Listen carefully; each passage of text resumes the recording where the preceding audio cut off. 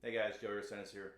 This is the tutorial video for the Etude number 2 for the 2020-2021 Tmea Saxophone Etudes.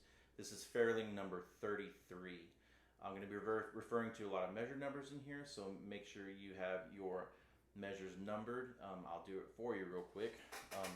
When I measure my number my measures, I really will only put the numbers on the first measure of every line. So if you're going down by line, it's measure 1. Next line is 6, 11, 15, 19, 23, 27, and 32. There, I just saved you like 45 seconds. How about that? So Adagio, I have a metronome marking of eighth note equals 72 here. I think given the recommended one is 76 to 88, I think 80 is a really good tempo personally. It's kind of right in the middle there, and you can you don't want to play these slow etudes too slow. Alrighty, so just stay on the front side of the beat. I think 80 is really good. Let me see. I'll put 80 here on the metronome for you guys. Yeah, that's really nice. So A flat major is the key here. That key may be a little bit foreign to some of you. I would recommend learning, my A flat scale, B flat, E flat, A flat, D flat. It's a 1 octave scale on the saxophone without going to the altissimo register. So counting in this is the most difficult one to count as far as the etudes this year. I would really recommend, well, you kind of have to. You need to think of this as an eighth note pulse. So instead of 4/4, it's really an 8/8. So eighth note gets the beat, and there are 8 eighth notes in every bar. Okay. So when I would count this, I'm like 1, 2, 3, 4, 5, 6, 7, 8. 1, 2, 3, 4, and 5, 7, 8, 1. Okay. So 8 beats in every bar, okay? So we'll just jump right on into it. All right, so nice, good piano dynamic here. Not too soft, but not too soft, okay? Because you do have the same music, exact same quote of the music down in the second to last line at a softer dynamic if you want to look ahead down there. I'll probably break this video up into two videos. So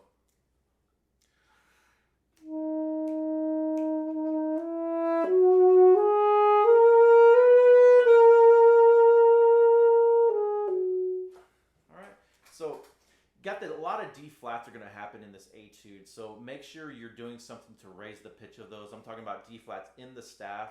A lot of the times I will use my octave key and third finger to raise the pitch of that C sharp / D flat. Again, that is the octave key and third finger. You can also opt to just push your side C key with the open C sharp. That will do the same thing. Just experiment with what works for you, okay? And what works with the music, because if it's too cumbersome with your fingers and it's going to get in the way of your technique, then you don't want to do that, okay? But that first one I showed you, the octave key and third finger, is the one I use almost all the time, okay? Check out the counting right here in measure 2. You got the double dotted G there. If you don't know, you should know what dot to do to notes with the values. The dots add half the value. The second dot is going to add half of the dot. Okay, so you have to know what you're adding here. So you got the G, which is 2 counts because we're counting in eighth notes. So half of 2 is 1, and then the second dot is going to add half of the dot, which is half of 1, which is going to be another half. So it's going to be 3 1/2 counts. So you're going to actually move on the and of 4 there. 1, 2, 3, 4, and 5. Rest 7, and that the rest falls in count 6, and then the high A flat is on count 7 and 8. Okay. With the accents there on the high A flat and the high F that follows after that, just nice good vibrato with nice good volume. is enough for the accents there. I would not tongue them any harder because that would be out of character. Let me get my metronome here. I just turned it off. Why is it all soft? Sorry. Bear with me. I'm having technical difficulties.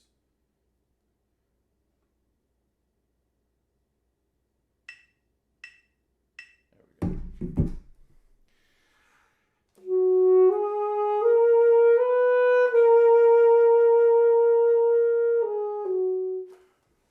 So make sure that if you're playing in the middle like I do, that when you're playing E flat, that your horn is not nestled in between your legs, kind of around your crotch area, for lack of a better word. That will affect the tuning of your low E flat, because if you look at your horn, your E flat tone hole is right in the back of the horn.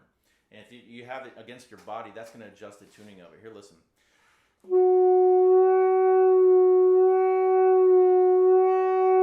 Hear that? Hear how as I move it away from body, it actually gets sharper. So you might want to experiment with where, if you're sitting down and playing, where you kind of need to have your horn, so that's in tune.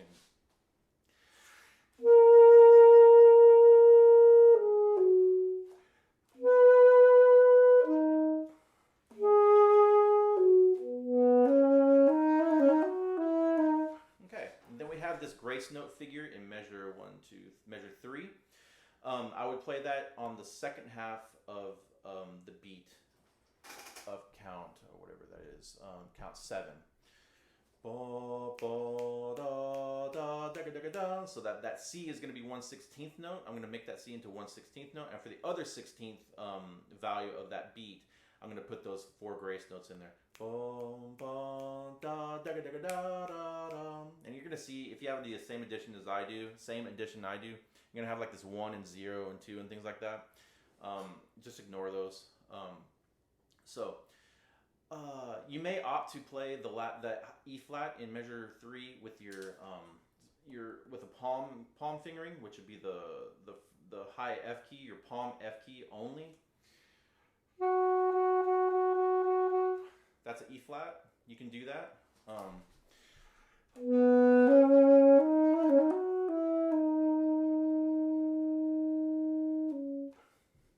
You can make the argument for using either the long E flat or the palm E flat. You are crescendoing, so that will make the crescendo a little bit easier with the long E flat.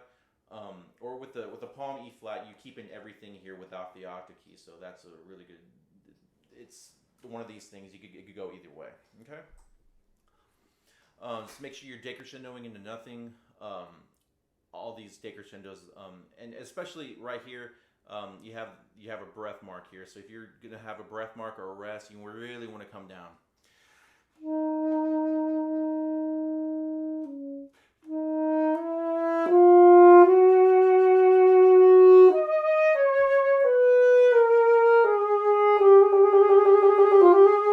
All right, and this trill right here with the grace notes after it, I probably wouldn't count the number of trills I do in this instance. You got with the quarter note.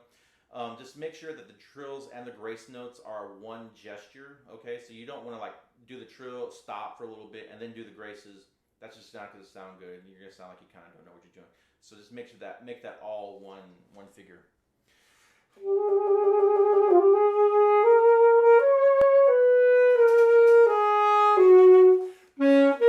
Make sure this is the climax of this whole first phrase, okay? With this high G right here.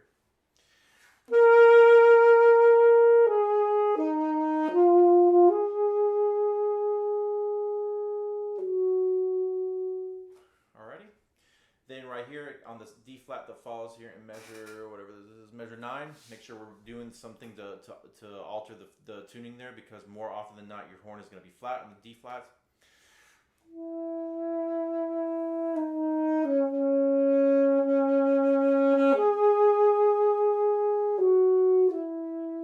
You do some hairpin dynamics there, so make that a little more.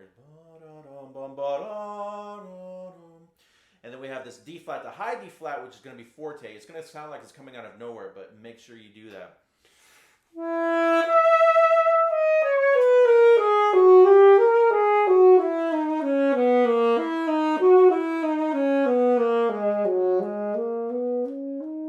Make sure you keep strong throughout there. You can maybe start the decrescendo a little bit beforehand, because going from forte to piano there in measure 13, you're going to have to come down pretty quickly if you don't start maybe a little bit earlier. So maybe extend that decrescendo maybe to the previous group of 4/16ths on that A flat.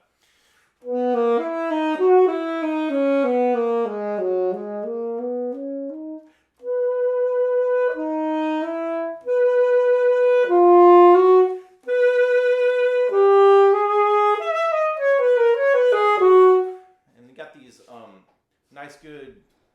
Oh, sorry, my thing got messed up there. Here we go.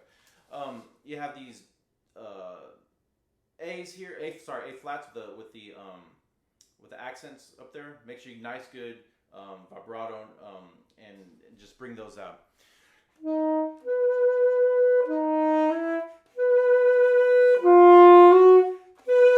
And then we have this triplet 16th notes here at the end of measure 14.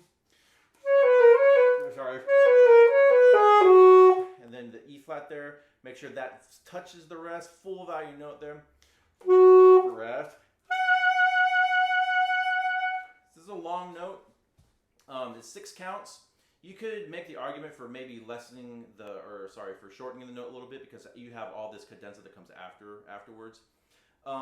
So with the cadenza, that's just really a major scale with that's what we call split seventh. You got the D and D flat in there, and then make sure you get this triplet pattern happening there at the end of the bar.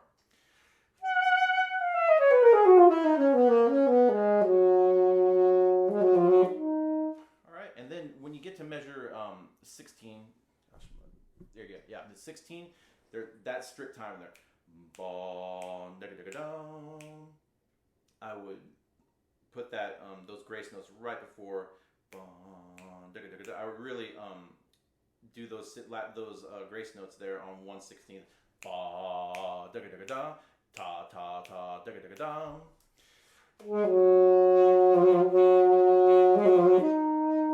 And then for the C right here, I would really highly recommend subdividing triplet 16th notes.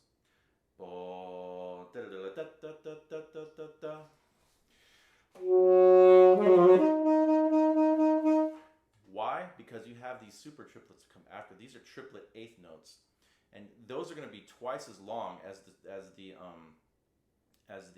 triplet 16ths.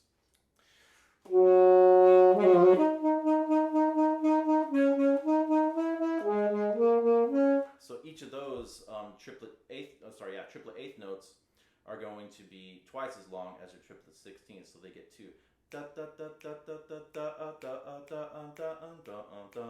So really practice. I would practice that, tonguing it, making sure you get the nice rhythm there, and then you can remove the tonguing and play it as written. Okay.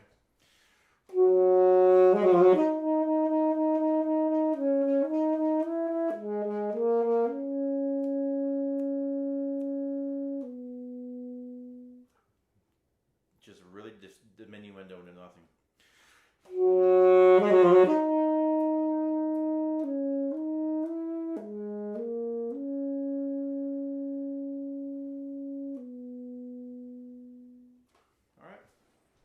I don't want this video to be too incredibly long, so I'm going to cut it off right here and then come back with another video for the second half of the Etude. Okay, guys? So make sure you watch that. See you later. Bye.